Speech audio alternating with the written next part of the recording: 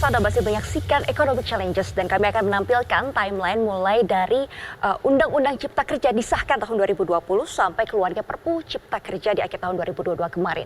Mulai dari 5 Oktober 2020 Undang-Undang Cipta Kerja ini disahkan pemerintah bersama dengan DPR.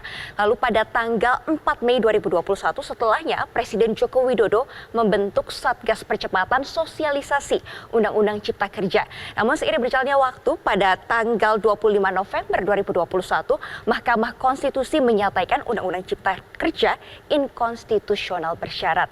Namun proses sosialisasi Undang-Undang Cipta Kerja masih terus dilakukan mulai dari tahun 2021 sampai akhir tahun 2022 kemarin.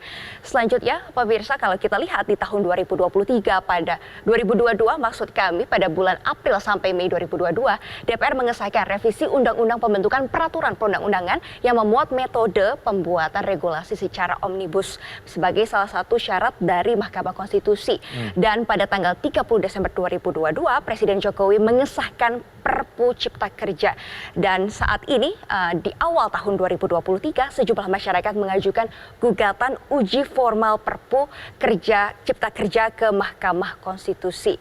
Kalau kita lihat sudah ada upaya Pak Ellen dari pemerintah untuk melakukan revisi Undang-Undang Cipta Kerja tersebut. Namun mengapa tiba-tiba keluar Perpu? Dan kalau tadi memenuhi unsur kegentingan Pak, kemendesakan, sebenarnya kan itu sudah terjadi di awal tahun 2022. Sebenarnya kegentingan seperti apa Pak yang dilihat di tahun 2023 ini? Ya, jadi kita kan bisa saja melihat apa yang disampaikan oleh Bapak Presiden, para menteri dan lain sebagainya. Tentu ada 3 kondisi yang kita lihat. Yang pertama yang sering disampaikan adalah kondisi global.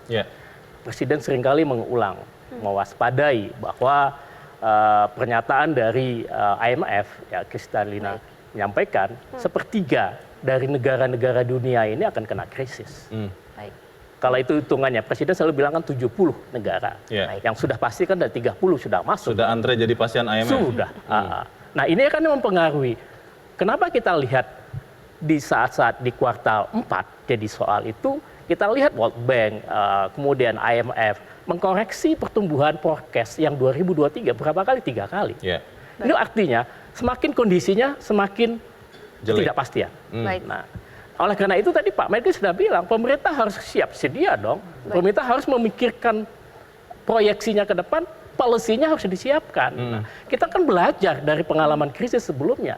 Kalau yang paling dekat adalah 2008. 2008 pemerintah mengeluarkan 3 perpu.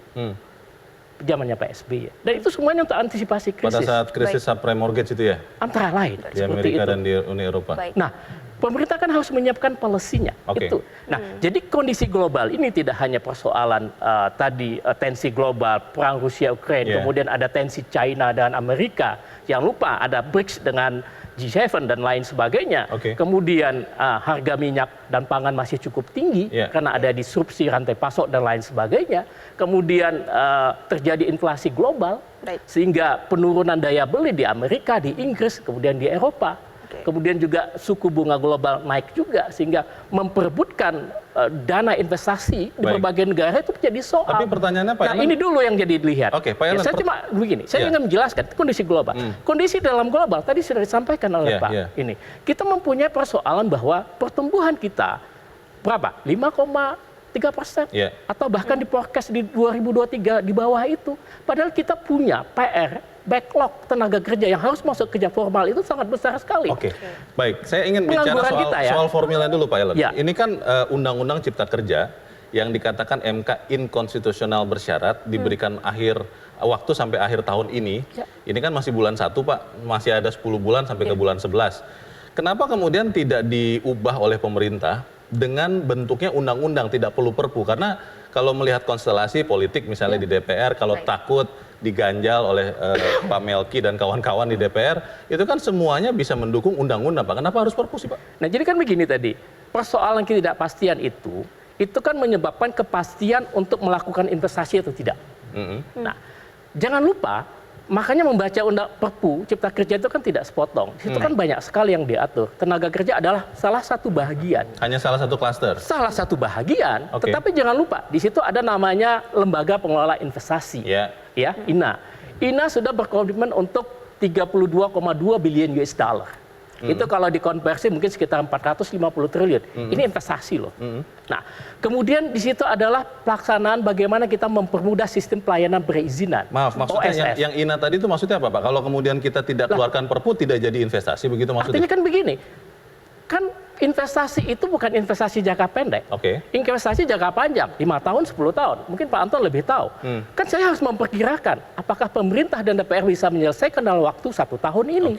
Kan kalau misalnya saya lihat situasinya, mereka kemudian situasi global, saya kan bisa saja memindahkan investasi saya di luar Indonesia. Nah, jadi ini perlu kepastian.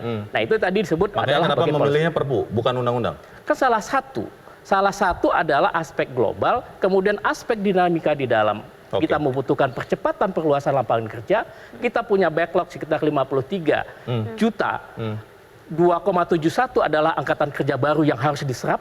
Kemudian ada 8,4 juta pengangguran yang harus diselesaikan, dan itu butuh investasi semua. Nah, persoalan salah satunya adalah di 2020 sampai 2022 kita punya relaksasi untuk APBN, iya kan? Sekarang kan sudah tidak ada.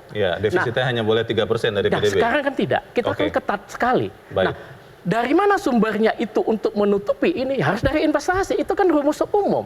Konsumsi, investasi, government, ekspor dan impor. Nah, ini kan harus ditopang ini semua. Nah, kita harus memperkirakan ini semua dalam satu kesatuan, harmonisasi kebijakan. Nah, harmonisasi kebijakan itulah antara lainnya adalah dengan mempercepat memberikan kepastian di dalam Undang-Undang Cipta Kerja melalui Perpu. Kemudian ada lagi paket pendukungnya. Keluarlah namanya Undang-Undang P2SK dan lain sebagainya. Inilah yang memberikan policy kebijakan pemerintah untuk siap menghadapi situasi apapun yang terjadi di global. Baik, Pak Ellen tadi berkatakan bahwa tujuan utamanya adalah menciptakan lapangan pekerjaan. Problem yang saat ini dihadapi oleh Indonesia, bagaimana menurut Ibu Mirah? Kalau kayak gitu cocoknya Perpu Cipta Investasi, bukan Perpu Cipta Kerja.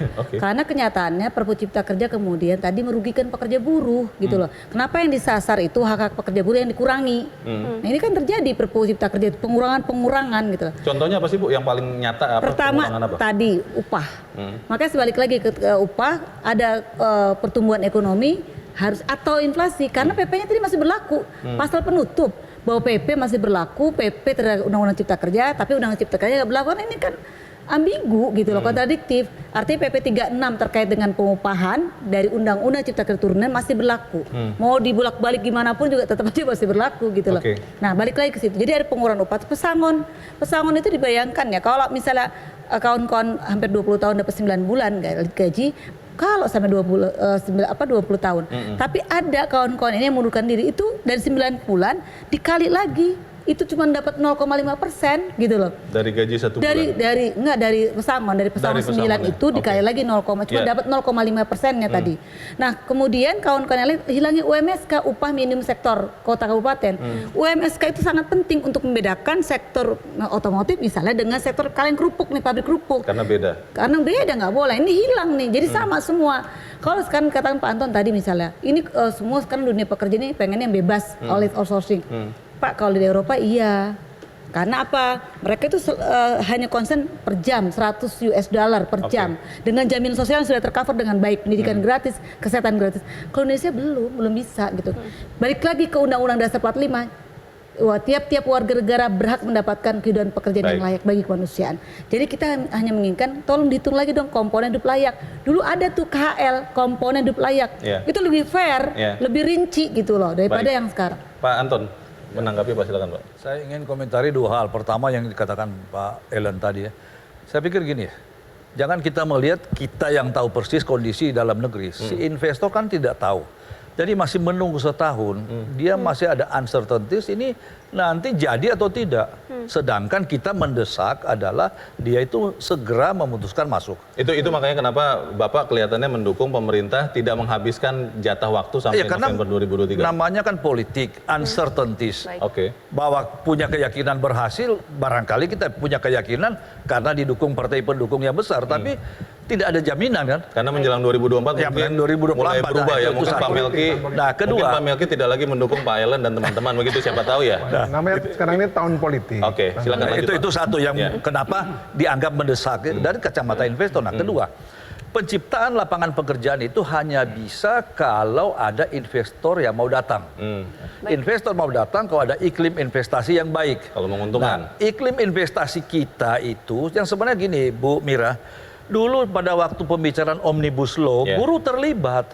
Cuma karena mereka banyak, sebagian tidak ikut, ya berteriak tidak ikut. Tapi sebenarnya yang namanya pengupahan dan lain sudah tahu. Karena Dan serikat kembali, pekerjanya banyak maksud Pak Anton ya? serikat kerja banyak kan ada. Nah, itu satu. Kedua, Bu Mira, ini kalau berhenti tidak ada pesangon memang. Ya, pesangon itu uang tunggu karena diberhentikan oleh perusahaan. Jadi gini lah, supaya kita tidak bolak-balik, saya kira memang kita mesti ada satu point of reference yang sama. Perlu nggak penciptaan lapangan kerja? Itu dulu sekarang. Kalau dibilang berhak mendapatkan sesuai Undang-Undang Dasar, kalau tidak salah pasal 27 Pak Melki, setiap warga negara berhak mendapatkan pekerjaan yang layak. Bagaimana dapat pekerjaan yang layak kalau diganjal oleh undang-undang yang memberatkan itu? Pak Anton, pasal mana saja yang tepatnya menarik banyak investasi dan juga menarik para pengusaha untuk ekspansi bisnisnya, Pak? Oh ya, karena begini, tadi kan di permulaan kita membutuhkan sekian ribu triliun. Apalagi penciptaan lapangan kerja sekarang, kalau beberapa tahun lalu 1 triliun bisa mempekerjakan 4.000-an orang. Sekarang tinggal 1.000 lebih atau mungkin di bawah 1.300. 1.300 tahun lalu ya. 1.300. Artinya jumlah investasi makin besar dan investor ini dengan dunia begitu terbuka, dia bebas memilih. Karena hanya untuk, jadi harus dipisahkan pasar dan investasi. Kalau dia merasa ini investasi di sini tidak nyaman, dia di ASEAN lain karena dia bebas masuk ke Indonesia. Nah ini tolong dimengerti juga, Bang. Tadi Pak Melki sudah sempat bocorkan kepada kita, Mercy dan pemirsa, sudah mulai ada pembicaraan walaupun masih tertutup ya dengan Menteri Tenaga Kerja. Apakah kemudian pembicaraan ini akan menjadi terbuka dan kemana arahnya? Apakah Perpu ini akan jadi undang-undang atau ditolak DPR? Tetap bersama kami, Economic Challenge segera kembali.